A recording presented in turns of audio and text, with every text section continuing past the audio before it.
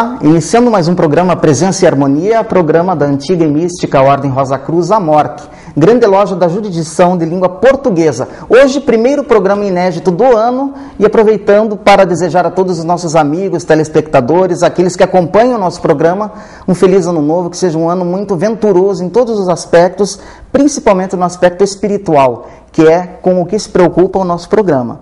Hoje nós temos a grata oportunidade de dar continuidade ao nosso último tema que abordamos com o nosso querido Frater Elias, que é justamente a viagem místico-filosófica que a Ordem Rosa Cruz promoveu a Israel e Jordânia, onde muitos fatos interessantes, fatos místicos vieram à luz, e é exatamente esses fatos, esses conhecimentos que iremos abordar nesse programa especial. Lembrando que nós, como vocês estão percebendo, estamos estreando um novo horário, né? Nas 22 horas, um horário um pouquinho mais tarde, mas que eu acho que vai facilitar para muitas pessoas para nos acompanhar.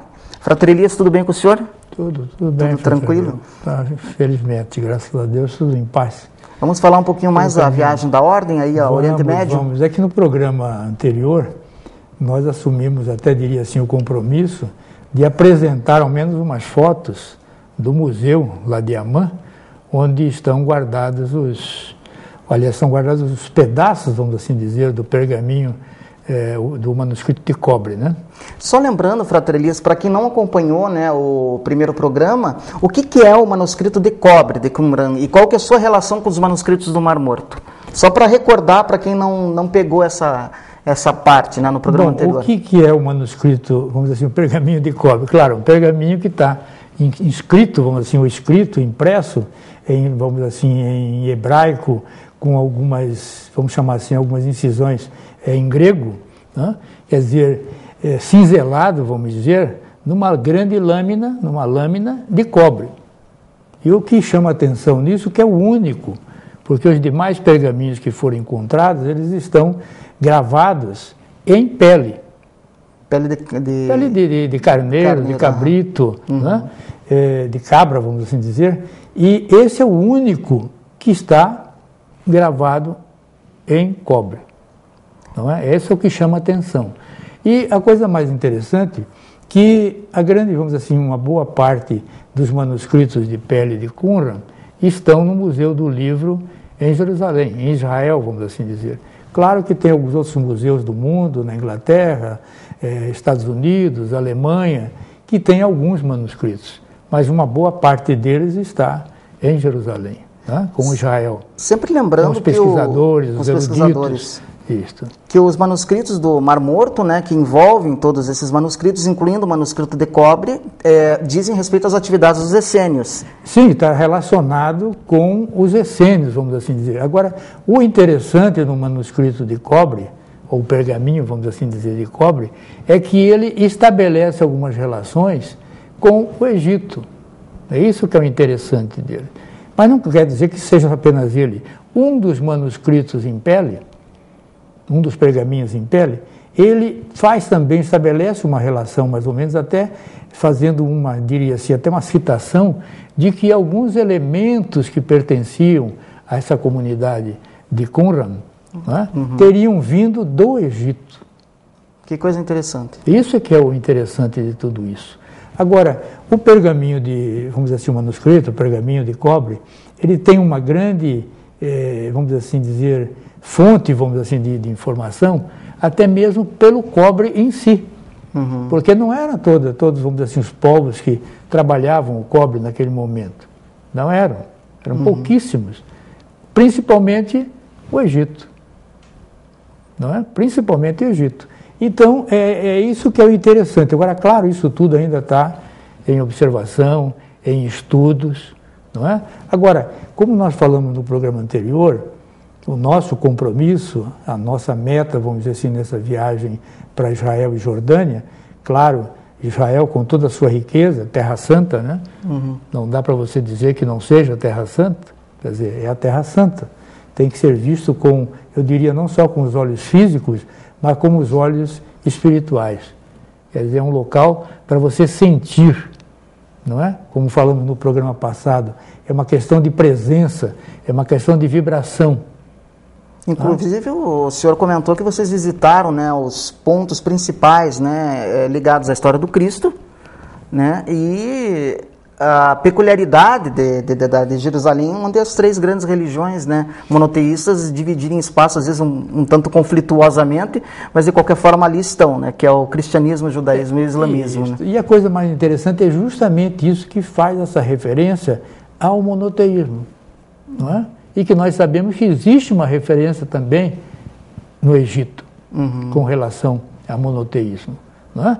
Então é muito interessante essa obra de Qumran, não só o pergaminho, como também como esses pesquisadores estão apresentando toda essa leitura que estão fazendo, a riqueza de tudo isso, porque aí vem citações de Abraão, não é? De Jacó, de José. Quer dizer, como realmente pode ter sido acontecido aquela questão do José, não é? Que foi vendido pelos irmãos como escravo para o Egito, e em Egito se tornou esse manuscrito, e alguns outros também estão levantando a possibilidade de que ele tenha se tornado um dos homens mais poderosos do Egito.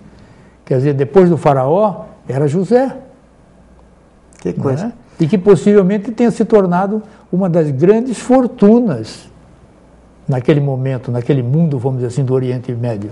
Mas qual que é a ligação, Frata? Porque a Ordem Rosa Cruz, ela de certa forma, ela descreve descreve nessa relação dos essênios com o Egito e principalmente com o reinado do faraó Akenaton, né, o faraó monoteísta. Isso parece que o manuscrito de cobre ele dá indícios disso. Ele dá indícios. Essa que é a importância desse manuscrito de cobre. Porque, por exemplo, tem uma inscrição que ela está, vamos dizer assim, mais no grego, vamos dizer assim, até mesmo caracteres mais puxando para o grego do que para o hebraico, de que eles estão cada vez mais tomando consciência de que possivelmente ali está a palavra Akhenaton.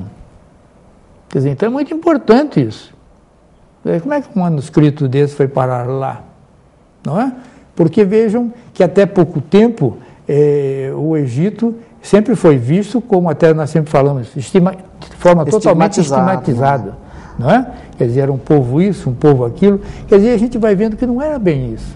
Quer dizer, existiu uma inter-relação muito forte, não é? Quer dizer, aqueles povos todos se comunicavam.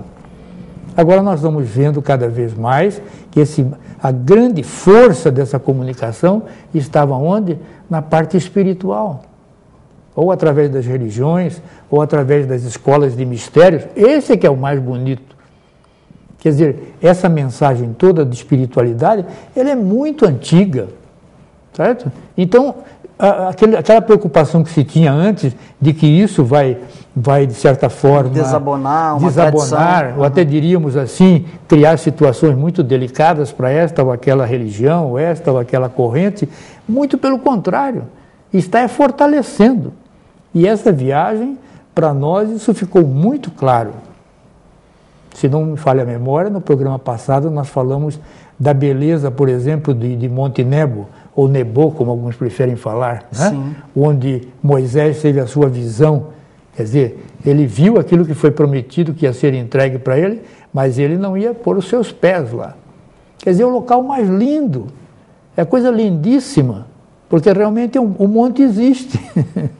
E além de existir, ele está numa posição fantástica, onde você realmente tem uma visão que você descortina quilômetros. Quer dizer, você realmente vê o Jordão, o Rio Jordão, o lado de cá e o lado de lá. E o senhor falou, inclusive, que hoje há um monastério funcionando no local, se não me engano? No Monte Nebo não há alguma edificação ali? Não é um monastério. Praticamente eles estão criando ali, vamos chamar assim, um santuário, né? Porque aquilo está sobre vamos dizer assim, os cuidados da igreja, da igreja católica. Então estão construindo. Mas na verdade isso tudo ali é um santuário que já existia, não é? Isso vem lá do tempo de Moisés, ou quem sabe até, vamos dizer, anterior a ele. Não é? Mas o importante é que você vê que confirma as citações. Essa que é a beleza, não é? Você vê o vale lá, onde Moisés bateu a sua vara e a água correu, no meio de todo aquele, vamos chamar assim, daquele deserto, aquilo é verde, totalmente verde, árvores e tudo mais.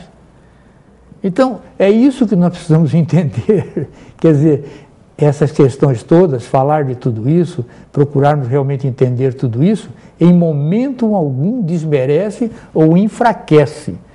Qualquer religião que seja. Qualquer religião que seja. Muito pelo contrário, é um fortalecimento da espiritualidade. Isso é o mais importante, né? Isso aí que é o mais importante.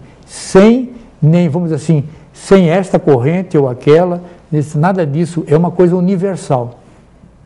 É uma coisa universal, porque você vê no nosso grupo, por exemplo, ali tinham inclusive evangélicos junto conosco, se não me falha a memória, era um grupo de 9, parece. E você vê que o sentir, a sensação, o vislumbre é o mesmo. Essa que é a beleza, porque na espiritualidade o mais desaparece. Nós nos encontramos despidos de tudo. É a alma que se encontra. Aí você vê, na verdade, que é isso, é a alma que está... Não há rótulos. Não há rótulos. É um encontro de almas. E ali em Monte Nebo foi aquele momento. Então, nós, vamos dizer assim, agora até particularmente, naquele momento dissemos, puxa vida, que bênção, realmente foi uma graça Moisés chegar naquele ponto onde nós chegamos e vislumbrar. Estava um dia lindo, inclusive, não tinha uma nuvem, limpo, você enxergava quilômetros de distância. Quilômetros. Não precisava binóculo nem nada, enxergava a olhos. Vamos dizer assim, nós já não estamos enxergando tão bem, mas conseguimos enxergar, não é? Imagina a beleza daquele momento. Então vamos fazer alguns mil anos atrás. Frater Elias, parece que o senhor trouxe algumas imagens aí do que foi essa viagem, né? Poucas, não, mas ali é só do pergaminho de cobre. Mas ligados para realmente nós passarmos essa imagem de que realmente isso existe. Não é lenda. Não é lenda, porque algumas pessoas falam dos outros pergaminhos, mas não falam do pergaminho de cobre. Então vamos pedir para os nossos amigos lá da suíte que passe essas imagens aí referentes ao pergaminho de cobre, feitas aí pela Ordem Rosa Cruz.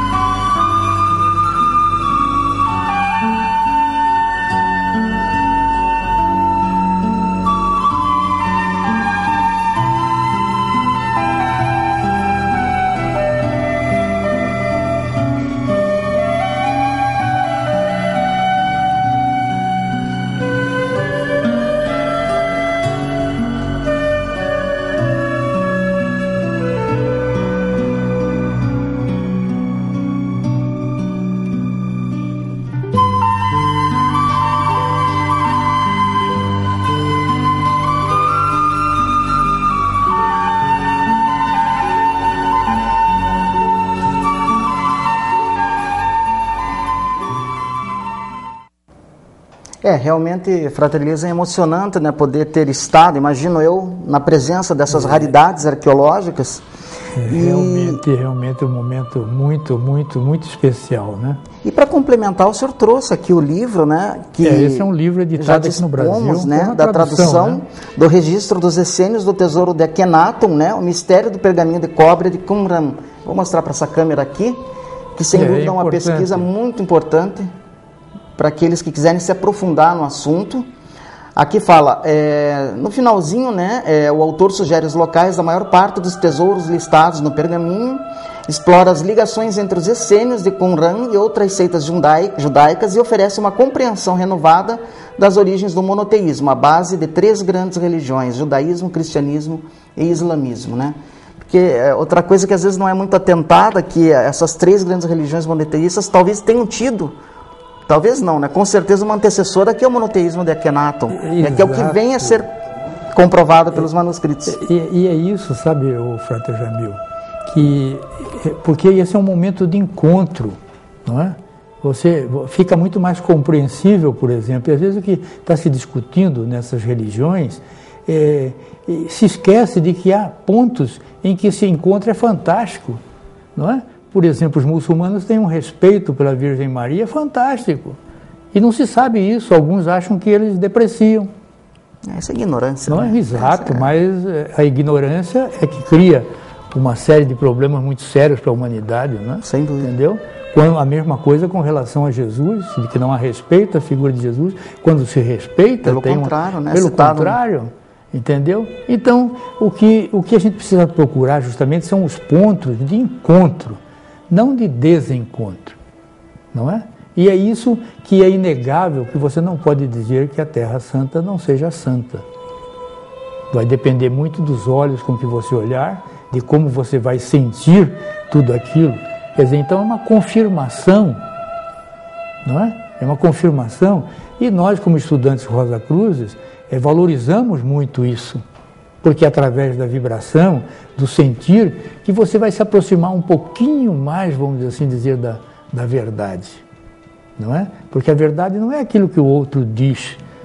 No fundo, é aquilo que você experimenta, que você experiencia, que você vivencia, que você sente. Ali não tem como você dizer que não é. Não é? O outro ele pode nos ajudar a percorrer o caminho, a encontrar o caminho, assim por diante. Mas o sentir, o vivenciar, a presença, somos nós que precisamos senti-la. Então não tem como você dizer que ali não tem muito a nos ensinar, não é? Então nós só temos a lamentar o quê? Os desencontros, não é? Porque a coisa mais bela que você vê lá hoje, o que é? O mundo inteiro está se encontrando ali, coisa que não se via anos atrás, por exemplo, chineses, coreanos, japoneses. Quer dizer, o Oriente presente nesses pontos. Hoje é o que mais você vê. Não é? Os povos nórdicos, possivelmente, vamos dizer assim, protestantes, muitos de origem protestante, estão lá.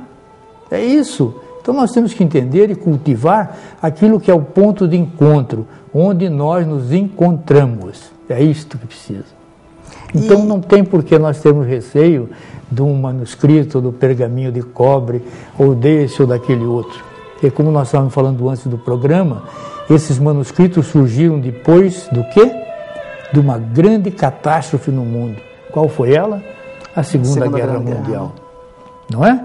Em que nós tivemos presença de quem? Do desamor, criaturas terríveis, não é? Com um poder desumano, a coisa mais terrível. E o que aconteceu depois? Surgiram os pergaminhos de cobre, o pergaminho nas peles de Qumran, vamos dizer assim, mostrando para nós, para a humanidade, que existe uma outra mensagem, que existem pontos de encontro. É isso que é o mais importante. Falando de fraternidade, né? De amor, tolerância, perdão. Isto, não é? É isso que é importante de se ver, não é? E a gente teve essa oportunidade de, vamos dizer assim, passar alguns momentos e conviver com as criaturas as mais variadas. Então é isso que nós precisamos cada vez mais. Então, isso tudo não nos distancia, só nos aproxima. Frater Elias, do ponto de vista energético, né, que é muito importante para nós, Rosa Cruzes, o que o senhor pode nos dizer aí, curiosidade própria minha, da atmosfera espiritual de Jerusalém e desses locais todos que vocês visitaram? Olha, é como a gente sempre fala, aliás, é o nome do programa, né? Presença e harmonia, não é? Quer dizer, não existe mais nada mais importante nesse mundo. Primeiro, é presença. Se você não está presente, não tem como, não é?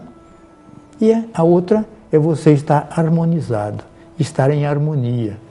Quer dizer, esses dois fatores estando presentes, não tem a menor, estando acontecendo, não tem a menor dúvida. Então, aonde você vai, nós falamos no programa, por exemplo, anterior, que nós estivemos no lugar, no Muro das Lamentações, mas não um lugar externo, que todo mundo conhece. Uhum. Felizmente, nós conseguimos vamos dizer assim, até uma graça, vamos assim dizer, que nos foi concedida. Então, nós visitamos o lado interno, a parte de dentro. Então, ali você vê aquelas pedras fantásticas que confirmam o quê? Que aquilo ali tem uma existência muito, mas muito anterior. Quer dizer, o primeiro templo realmente existiu. O primeiro templo de Salomão. De Salomão, não é? Aquela construção toda de Salomão, que surgiu, vamos dizer assim, da vontade de Davi e tudo mais, não é? Certo? Com uma orientação, alguns pensam que não, mas com orientações divinas, espirituais, não é? Então, como é que aquelas pedras imensas estavam ali? Quem colocou aquilo há milênios, não foi agora com os equipamentos que nós temos hoje. Como é que foi colocado tudo aquilo ali? E nós vimos essas pedras, porque do lado de fora você não as vê, não é? Porque são menores. Mas lá dentro é um negócio fantástico. Quer dizer, a base daquilo era uma coisa fantástica, não é? E os israelenses fizeram uma maquete, que não é uma maquete, é praticamente uma cidadezinha, porque tem alguns metros quadrados, é enorme, não é? De como era Jerusalém naquela época, como era o templo, aquela coisa toda. Então, é como falamos no programa passado, estivemos em algumas grutas, por exemplo, né? Gruta de Elias, Gruta de João Batista, e no túmulo de Lázaro, e por aí fora. E você vê pelo relato das pessoas que alguma coisa se sente. É isso que é o negócio, quer dizer, essa vibração, esse campo, vamos dizer assim, espiritual. Está presente. Ele está presente, não é? É isto. Tanto que o senhor acabou de dizer que há pessoas do mundo todo afluindo ali, cada vez mais. Hoje é do mundo todo, não tem mais aquela coisa de dizer que só esta ou aquela corrente, não. É o mundo todo. O mundo todo. Então ali você deve estar vendo budistas estão ali, shintoístas, jainistas, e mais isto, brahmanistas, tem tudo ali. Indianos, você vê tudo. Não é? Então, o que nós podemos esperar disso? É que realmente a gente pensa que não, mas um mundo melhor, mais espiritualizado, acreditemos nisso ou não, ele está sendo construído. Só que ele é construído, vamos chamar assim, em um outro nível, não é? Porque a espiritualidade, muitas das vezes, ela não é visível e ela não é sentida por todos. É essa que é a questão toda, como agora há pouco o Frater falou a coisa, mas são ignorantes. O que nós não podemos ignorar é que a ignorância também está presente. Sim. Não é? Mas já falamos em alguns programas que mesmo assim, mesmo você sendo ignorante e ignorando, você também está no processo. Um belo dia você vai ser tocado. Vai acordar. Você vai acordar, você vai despertar, não é? Então, a beleza de tudo isso é que tudo isso está sendo cuidado, está sendo conservado, não é? Para que um maior número de pessoas possa chegar até lá. Perfeito. É? Como nós falamos no programa passado, por exemplo, a visita ao Monte Tabor, aquilo é uma coisa fantástica também, porque nós temos que pensar que naqueles tempos não tinha teleférico, não tinha van, não tinha nada, era a pé. As pessoas faziam tudo aquilo a pé, não é? Caminhando. Então, como é que eles iam a esses lugares? como é que eles tinham contato com esses lugares? É o senso do sagrado mesmo, né, que impelia aqueles povos. Isso, né, que nós perdemos um pouquinho. O Frater, né? Falou a recuperar. palavra, o que mobilizava a força motriz, vamos dizer, o sagrado. O sagrado, o divino, vamos assim dizer, não é? Porque para fazer tudo isso, realmente eram pessoas muito especiais, não é? Que tinham uma confiança, uma fé, vamos assim dizer, que realmente removiam muitas coisas, né?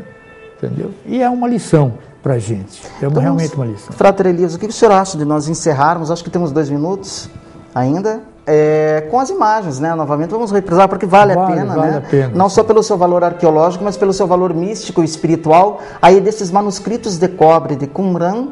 E com essas imagens nós nos despedimos, convidando a vocês todos a nos acompanharem toda quarta-feira, agora às 22 horas, o programa Presença e Harmonia. Vamos lá, então.